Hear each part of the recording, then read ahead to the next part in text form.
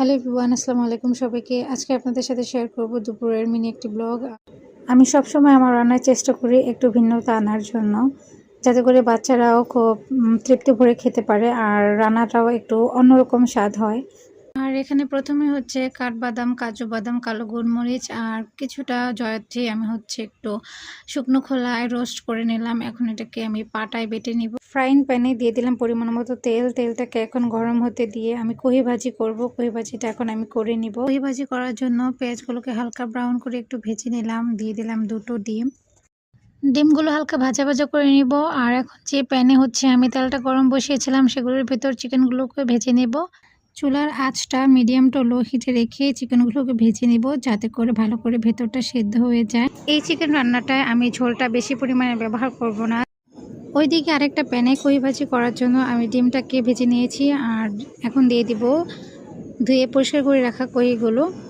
আপনারা চাইলে কইগুলোকে আগে ভাপে দিয়ে নিতে পারেন, বাট আমি ভাপে দিইনি। আমার কাছে এভাবেই টেস্টটা ভালো আসে।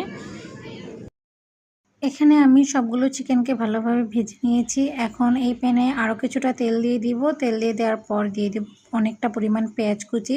পেঁয়াজগুলোকে লাইট ব্রাউন করে ভেজে নিব। ভেজে নেওয়ার পর এগুলোর ভিতরে আমি টমেটো অ্যাড করে দিব। আর আমি লাল শাক রান্না করব, যার জন্য আরেকটা প্যানে ফোড়নটা দিয়ে দেওয়ার পর লাল শাকগুলো দিয়ে দিলাম। লাল শাকগুলো দিয়ে দেওয়ার পর কিছুক্ষণ ঢেকে রেখে দেবো, যাতে করে এটা থেকে পানিটা ছেড়ে দেয়। আর এখানে পেঁয়াজের ভেতর আমি টমেটো কুচি করে রেখেছিলাম, সেগুলোকে দিয়ে কিছুক্ষণ মিক্স করে নিলাম। লাল শাকগুলো প্রায় সিদ্ধ হয়ে আসছে। আর এখন এর উপর দিয়ে দিব কাঁচামরিচ। এখানে আমি 3-4টের মতো কাঁচামরিচ মাঝখান দিয়ে কেটে দিয়ে দিয়েছি। পরিমাণ মতো লবণটা দিয়ে দিলাম। এবার চিকেনগুলো রান্না করে নিব, যার জন্য প্রথমে পেঁয়াজ আর টমেটোগুলো ভেজে নিয়ে আমি আদা রসুন বাটা, হলুদের গুঁড়া, মরিচের গুঁড়া, সামান্য ধনিয়ার গুঁড়া দিয়ে একটু মিক্স করে মশলাটাকে কষিয়ে নিয়েছি।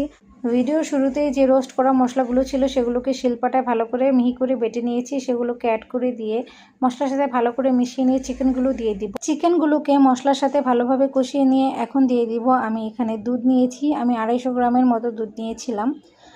আর এই রেসিপিটা আপনারা অবশ্যই বাড়িতে ট্রাই করে দেখবেন, খেতে খুবই মজা হয়েছিল। আশা করছি ভিডিওটি ভালো লেগেছে। যদি ভালো লেগে থাকে সবাই আমার পাশে থাকবেন, আমার চ্যানেলটিকে লাইক এবং ফলো দিতে ভুলবেন না। আর এই ছিল আজকে আমাদের দুপুরের আয়োজন। আশা করছি সকলের ভালো লেগেছে। আল্লাহ হাফেজ।